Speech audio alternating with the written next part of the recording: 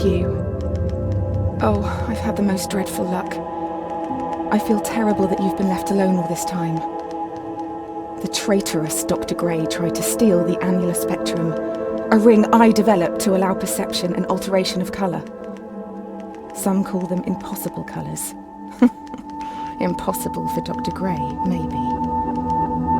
Anyway, something went wrong. I turned a strange shade and became invisible. The ring, it fractured, scattering coloured shards far and wide. I stayed at home for many weeks, watching, waiting, existing on this coloured plane. I couldn't speak to you, nor interact with anything in the mono world. So I left. I left for the university where I hid away the coloured tools I had created. I pray you have found what is left of the ring.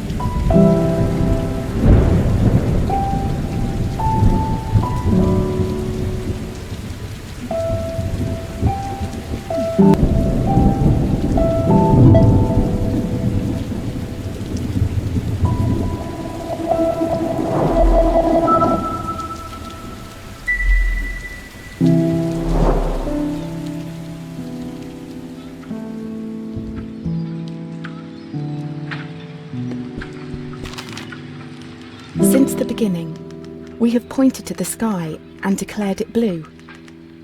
It is this shared vision, this unquestioned understanding which connects us. But are you really seeing blue the same way I see it? Perhaps blue is nothing more than a shade of grey to you. Perhaps everyone in this world sees nothing but shades of grey. Don't you see, Hugh? This is why we're here.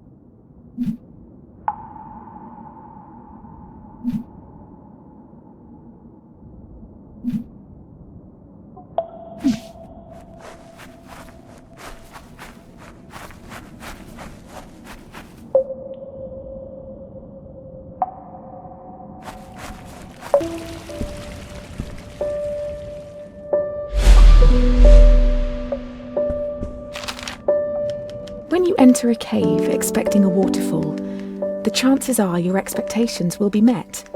But if you discard those expectations, don't you think instead the cave will be full of surprises?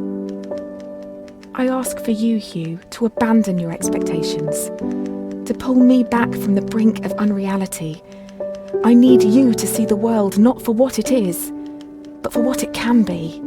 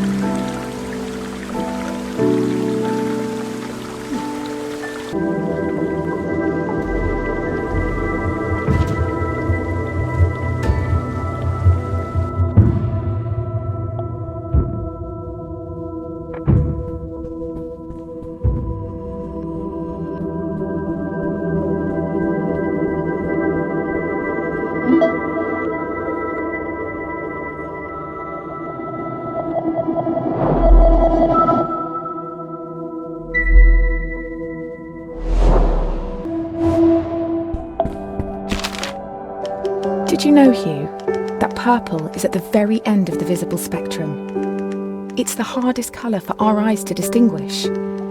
Now, imagine a shade one step further than purple, a colour beyond what we can actually perceive.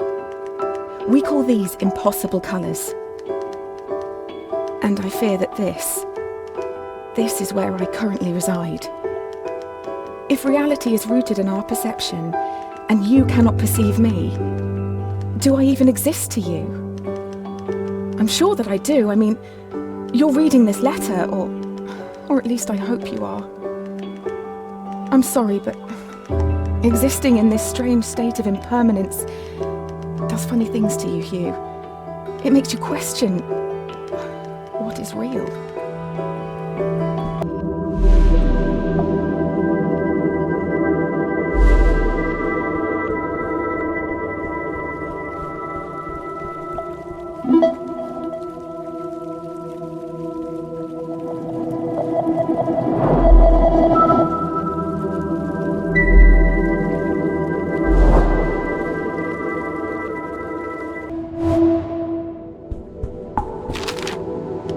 The university gardens were bathed in an earthy orange light when I first met Dr. Gray.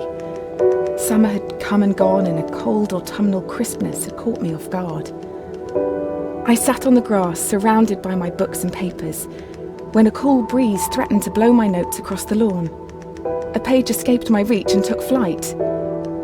A man not much older than myself chased after it, catching it on his third or fourth attempt. I remember his gentle smile when he returned it. He started talking and I was surprised that he had read my work in the university journal. He said he was a professor and that he hoped we could work together someday. It's funny, Hugh, how something so small can change so much.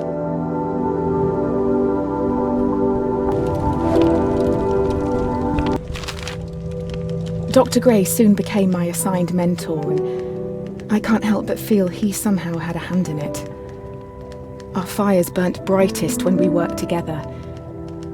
It felt like we could achieve anything. We discovered more about colour than I could ever have imagined. We split light, mapped spectrums, we painted, we laughed. We worked long hours and soon our goal became all-consuming. We were vessels. The work became more important than us, and we knew it.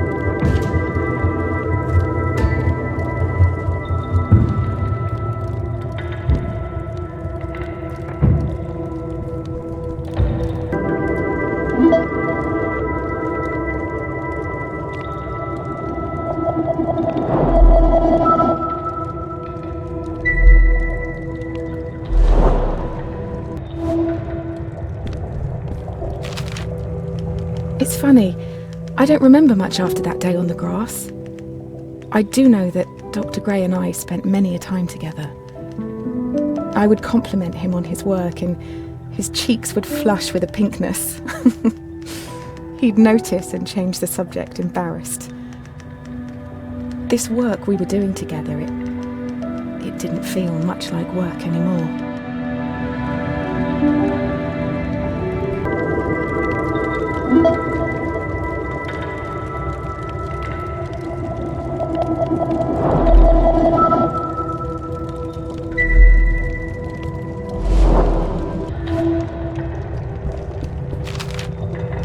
Did you know, Hugh, that every language first has a word for black and for white, for dark and for light? The first colour described afterwards is always red. The colour of blood and wine, the colour of anger. The anger I felt when I was told my experiments had gone too far. When Dr. Gray sided with the university, stopping my research altogether. For all our languages, for all our ways to communicate, it's funny how sometimes we simply cannot. It leads people to do things they regret, to steal, to break, to forget what is important.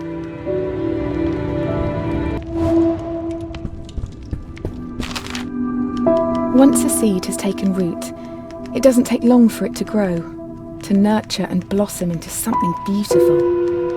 The seed of knowledge was planted in my mind, and I wasn't prepared to let it wilt and die. The university claimed my experiments were unethical, that altering the fabric of our reality was dangerous. They were unflinching. My research was confiscated and my contract terminated. Following my expulsion, I was left with no choice but to uproot and move us both far away. I knew of a small fishing village a boat ride from the university, where I hoped my reputation wouldn't precede me. You and I moved into a humble home, which is now where you've spent most of your childhood.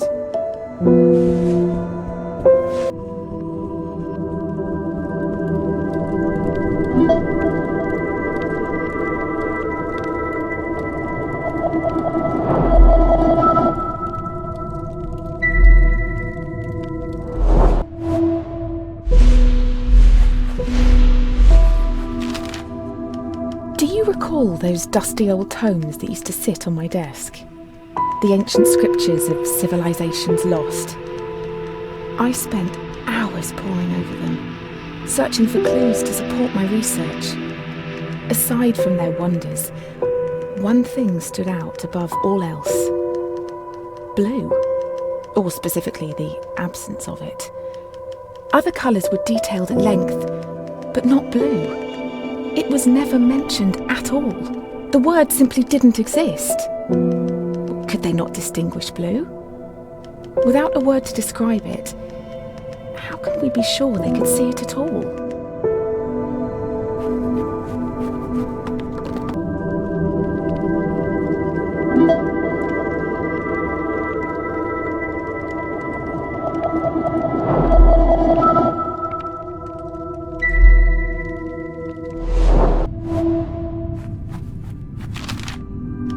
Spring was around the corner. Yellow daffodils poked through the dirt in our backyard. As time moved, my resentment slowly slipped away. I continued my research from home. Without Dr. Gray, work was slow, but I still made progress. One day, Hugh, when you were sleeping, I watched over you. I was on the cusp of a breakthrough, and you were the last person left to see it. I was so excited for the both of us.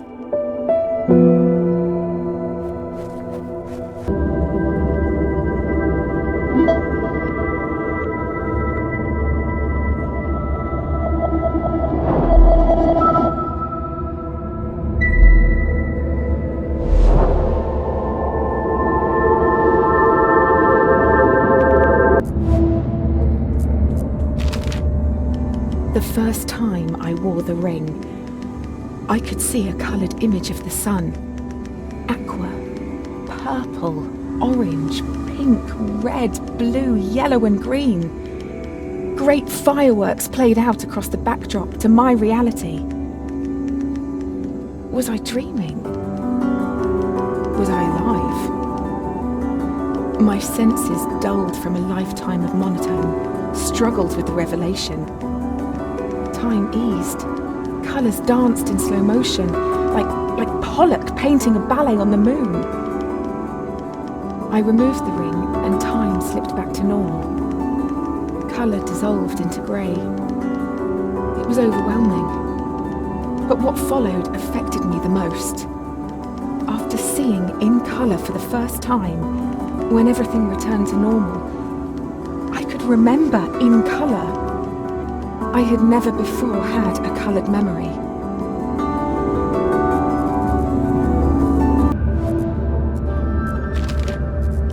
The more I experienced, the more I realised how little I was experiencing. Seeing the world in true colour was not true at all. The goalposts had just been moved a little further down an infinite playing field. These shades, they are a paradigm away from what I could ever imagine. And yet, how much more there must be? Is there ever such a thing as true reality, Hugh? Does truth exist in our minds the same way that colour does? Maybe next I'll stumble upon a third dimension.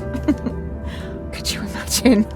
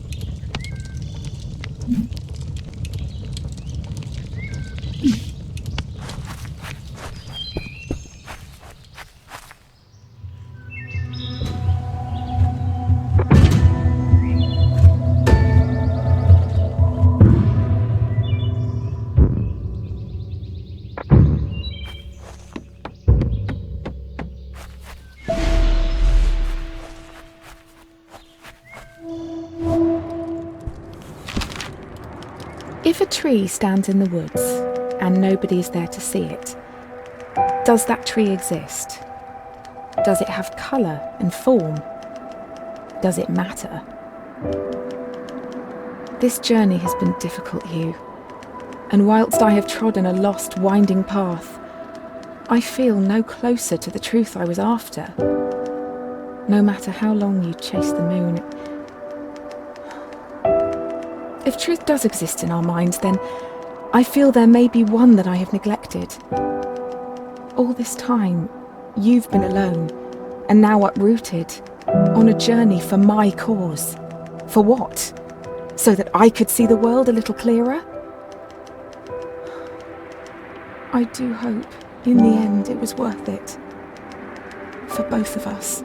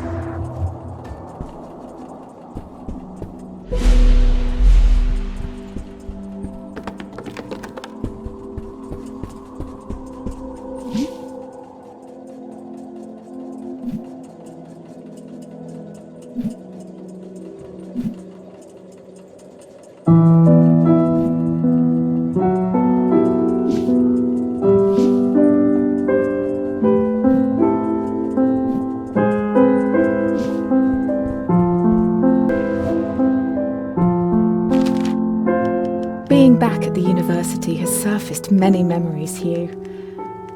I remember taking you to lectures. You would crawl to the front of the hall when I wasn't paying attention. Dr. Gray would look down from his lectern, and all his seriousness and authority would wash away. He would pick you up, walk over, and return you to my arms with a smile. Love cannot be measured, Hugh. Like colour, it exists inside of us. I buried it. I buried the love that I had for my own ends. I hope after all this, you will see my mistakes for what they are. Yours lovingly, Mum.